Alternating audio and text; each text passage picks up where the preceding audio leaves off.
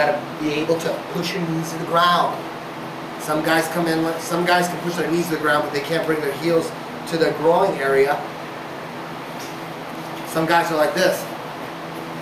I've had guys come in like this, and 3 years later, they're right here.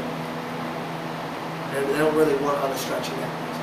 And then I've had guys, this one guy, Lee Macklin, he comes in, and he played football at Colorado State or something like that. So he's got a different kind of work ethic than your average guy that has some job at some office. He comes in and you tell him something and he does it. Well, what do I have to do 30 minutes a day? Because after stretch, he came in just like this. Football player who really didn't need guard flexibility, so he never worked on it. But he came in, he did 2 months, he's right here. What do you think now, coach? Bam! He's like, whoa!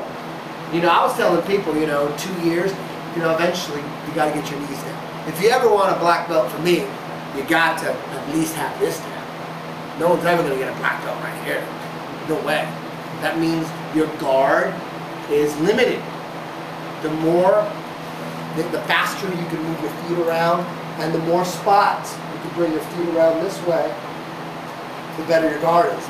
If you're like this, then you might be able to get your foot right here. It's all slow.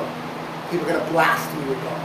So, you know, you could take 2 years, 6 years to get to be where you need to be, flexibility-wise, or you could do it in a couple months, 6 months. It all depends on how much time you put on it. My flexibility is great, and it always has been. I always work on it, and I still work on it. When I'm watching TV, when I'm on my computer, I'm just, you know, shooting the shit with my boys. I'm grabbing my feet here.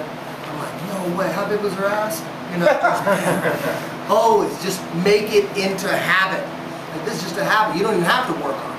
You're just doing it without even thinking about it. You're just choking your leg out, trying to slice your kneecap off, bullshitting, you know, constantly just working on your flexibility. Get in the lotus stretch. You know, is this the lotus? This is the lotus, right? Who does yoga? Lotus, right? Yeah. Okay. And the ultimate goal is, you know, to get in the lotus without using your hands. That is the ultimate goal. Then being able to lay flat. And at first, you might struggle to get this leg over. Do like right here. Well, keep it there until next week. You might get right here. You can get into the. See, you can get into the lotus. Grab your feet. Very, very important. It's up to you. Remember, there's no bone stopping you from being able to do the lotus or the butterfly stretch with your knees to the ground or bringing your leg behind your head. You know, a lot of people think, oh, look, I can get my leg behind my head.